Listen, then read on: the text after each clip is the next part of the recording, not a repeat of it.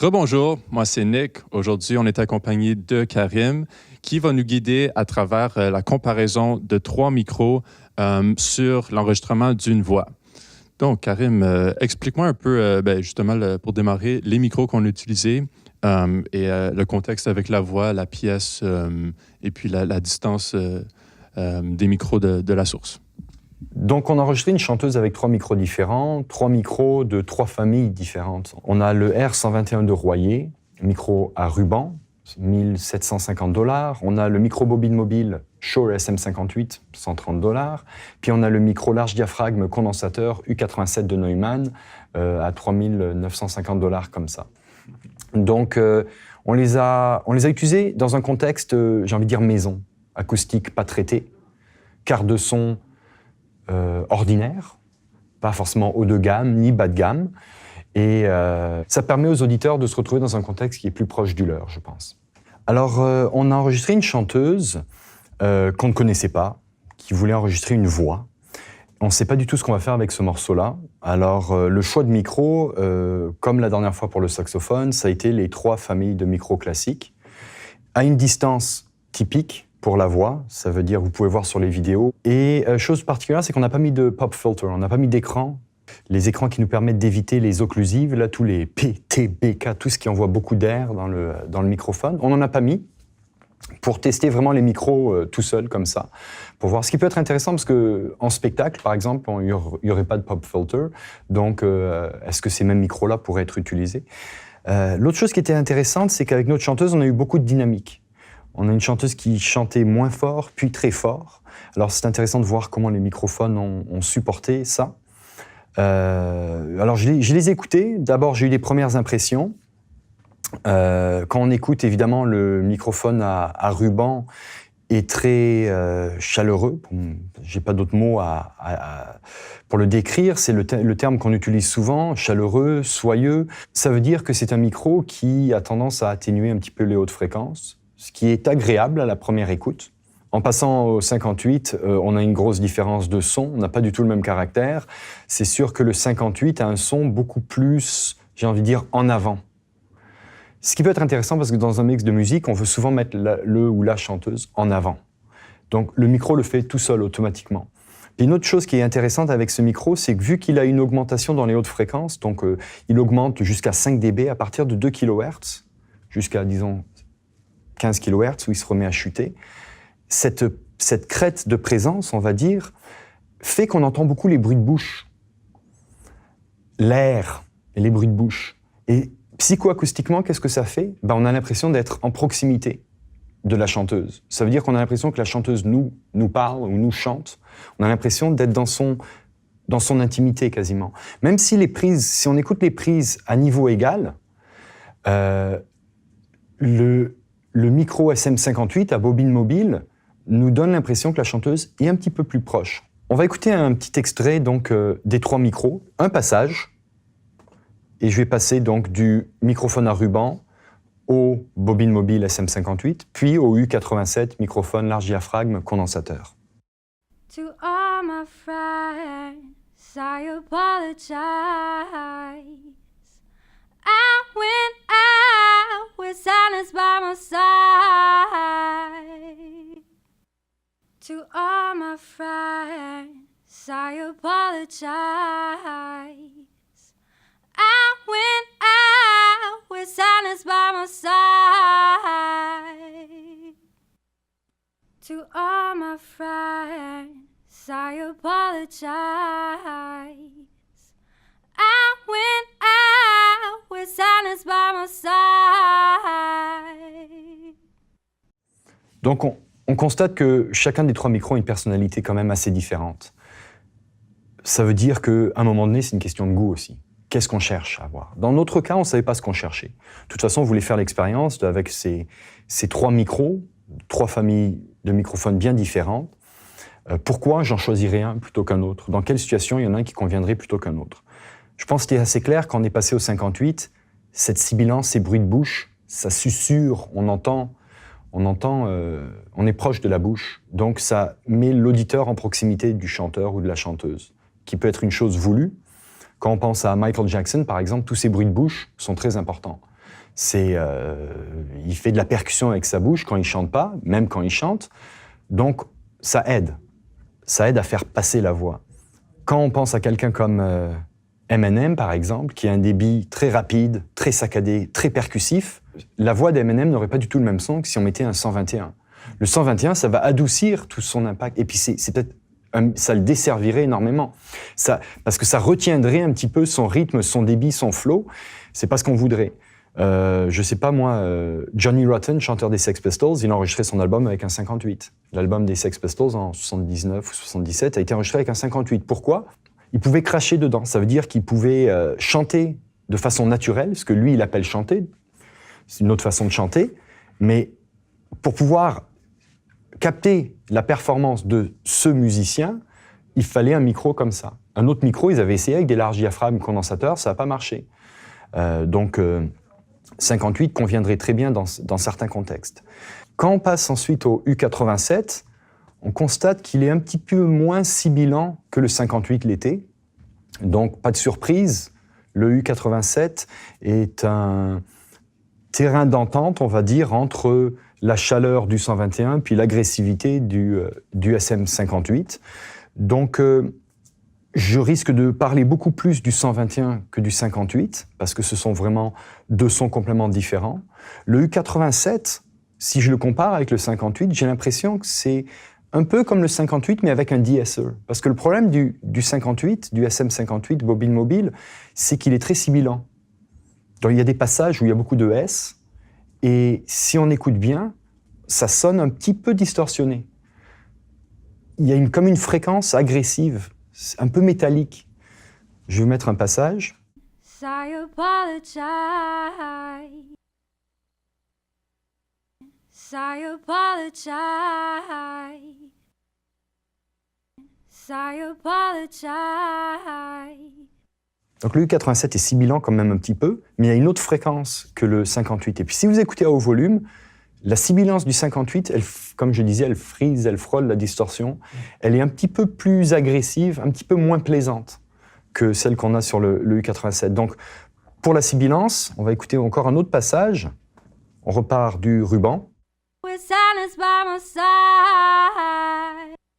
With silence by my side. Donc il y a clairement des S. With silence by my side. With silence by my side. Plus présent. With silence by my side. With silence by my side. Entre le 58 et le U87, la sibilance est à une fréquence différente. Ça, c'est dû à la réponse en fréquence du micro, évidemment. Quand on enregistre une voix, il faut penser aux caractéristiques d'une voix. Qu'est-ce qu'il y a ? Il y a la sibilance dont on vient de parler. Il y a aussi les occlusives, plosives en anglais. C'est toutes les lettres qui envoient beaucoup d'air dans le diaphragme. Le diaphragme étant perpendiculaire à la bouche, aux ondes émises par la bouche. Donc, cette énergie sonore vient frapper le diaphragme directement et ça cause potentiellement des problèmes. Alors, les occlusives, dans la pièce qu'on a enregistrée, on a eu de la chance ou pas de chance, mais il n'y en a pas beaucoup. Il y a très peu de P, T, B, K, etc. Les seules occasions où il y en a, la chanteuse les gère très bien. En fait, si vous les écoutez, ils sont quasiment mangés. Comme si c'était une technique qui avait été utilisée pour pas que ça fasse « pa ». Quand Eminem il parle de Jennifer Lopez, le P, il fait bouger le subwoofer. Elle, si elle dit un P ou un T, on le remarque quasiment pas. Alors on va écouter pour I apologize, apologize. I apologize. I apologize. 58. I apologize. U87. I apologize. On sait que c'est ce qu'elle dit, mais on n'entend pas le P. Donc, ce qui est intéressant, c'est qu'on n'a pas utilisé, comme je disais tout à l'heure, d'écran, de pop filter entre la voix et les micros.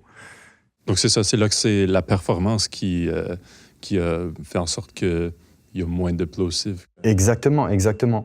La source sonore, c'est toujours l'élément principal quand on fait une captation. Si la source sonore est médiocre, il faut que l'ingénieur du son travaille beaucoup. Si le musicien a travaillé son art, il devrait développer une technique. Cette technique minimise tous ces problèmes-là. Donc si déjà à la source, à la prise de son, on a une bonne livraison, ça facilite le travail de l'ingénieur du son. Un autre endroit où il y a de la sibilance, by my side. By my side. Il y a un B. With silence by my side. 58. With silence by my side. U87. With silence by my side. Le SM58 comme le U87, ils ont cette sonorité un peu dans les aigus qui peut être casse-pied. C'est un son que quand les gens écoutent une série télé dans un ordinateur comme ça, c'est ce son-là qui ressort beaucoup.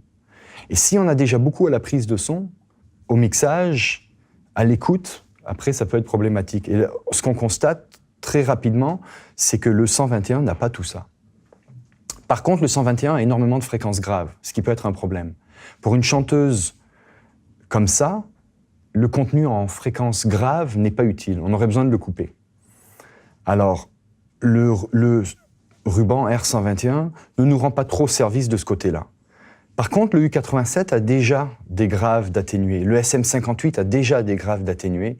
Et ça, c'est bien. Ça, c'est un plus pour nous. Si évidemment, ce qu'on cherche à faire, c'est une prise de son qui demande un minimum d'égalisation.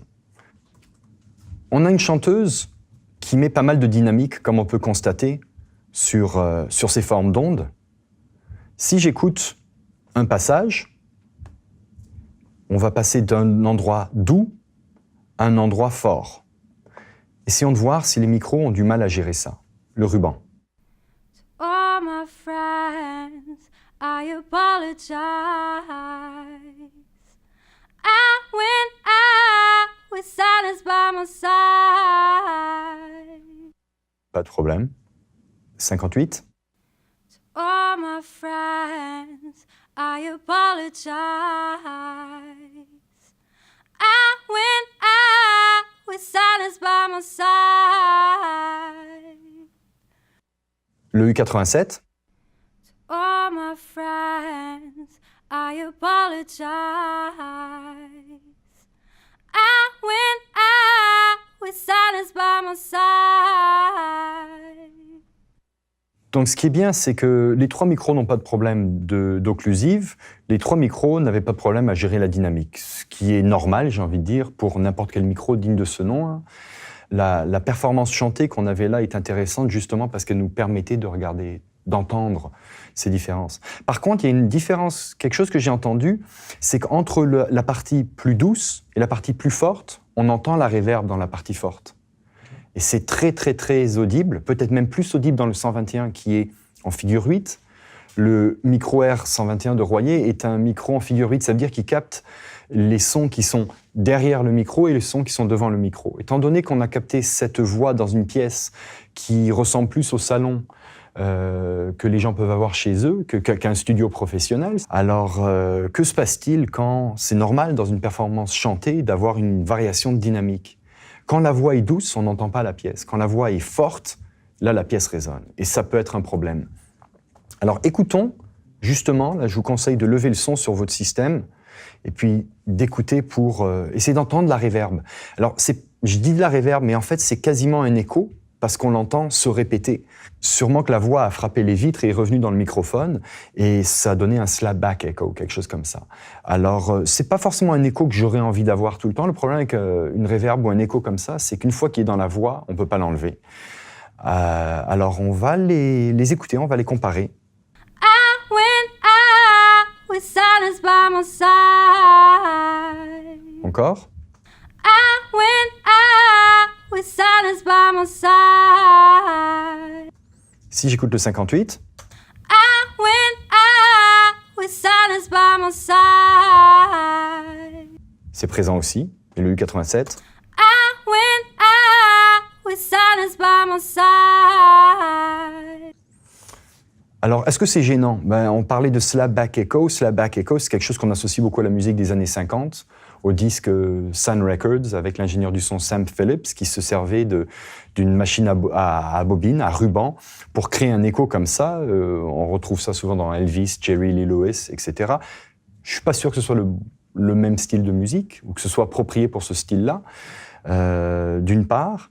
Deuxièmement, comme on a dit, c'est difficile de l'enlever. Mais il y a des artistes qui ont choisi d'enregistrer comme ça, exprès. Si on pense à Heroes de David Bowie, qui avait été enregistré dans une très grande pièce, où ils se sont servis justement de l'acoustique de la pièce et de la dynamique dans sa façon de chanter. Donc, couplet 1, il chantait pas fort, pas trop de réverb. Couplet 4, il chante très fort. Les micros qu'ils avaient placés captent la réverb et ça donne un son comme ça. Bon.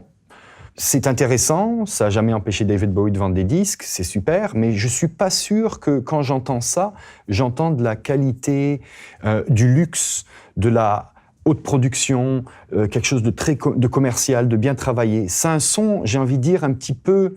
le moins qu'on puisse dire, c'est que c'est un son qui a une personnalité. Ça veut dire que c'est clairement marqué, mais c'est intéressant comme effet. Le problème, c'est qu'une fois que ce son-là est dans la prise, il faut se commettre, on ne peut pas l'enlever. Ouais. Par contre, si je devais faire une prise de son sans trop savoir où cette prise de voix va aller, je choisirais un son avec pas de réverb comme ça. Donc, il existe des panneaux acoustiques qu'on peut mettre devant les chanteurs, ça réglerait ce problème-là assez facilement.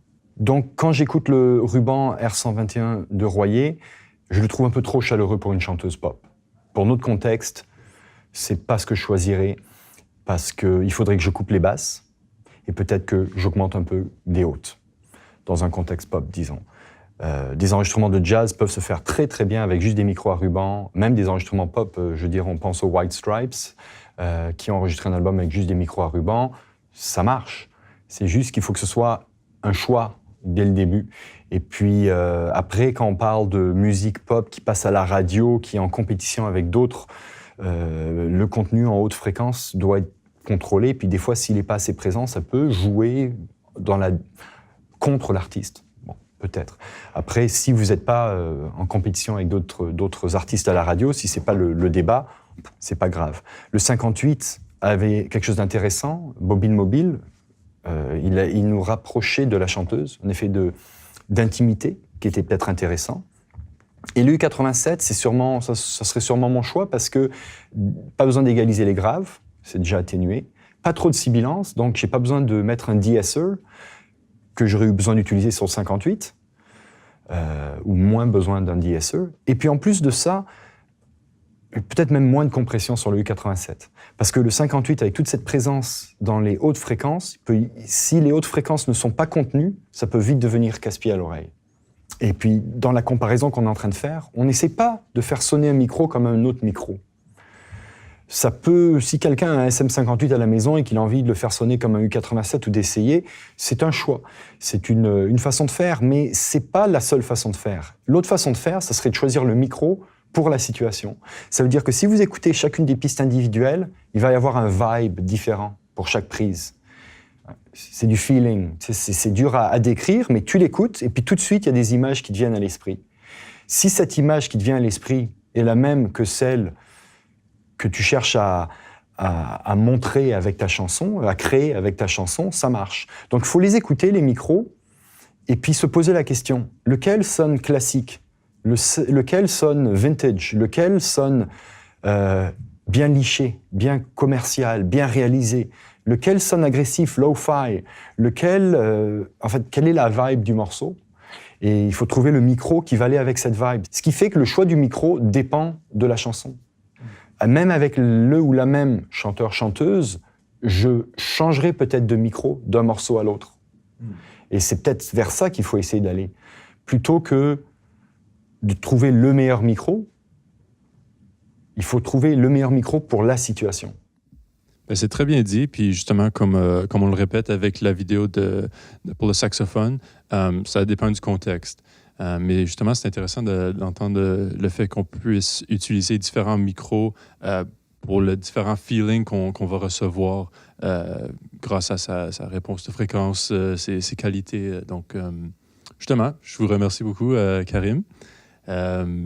Donc, nous, c'est Musitechnique. On est sur tous les réseaux sociaux, Instagram, Facebook. Vous êtes sur YouTube présentement. Rejoignez-nous sur ces réseaux-là pour plus d'infos sur le programme musitechnique.com. Et puis, les liens sont dans la description pour l'écoute de toutes ces pistes. C'est ça. Donc, remercie. Salut!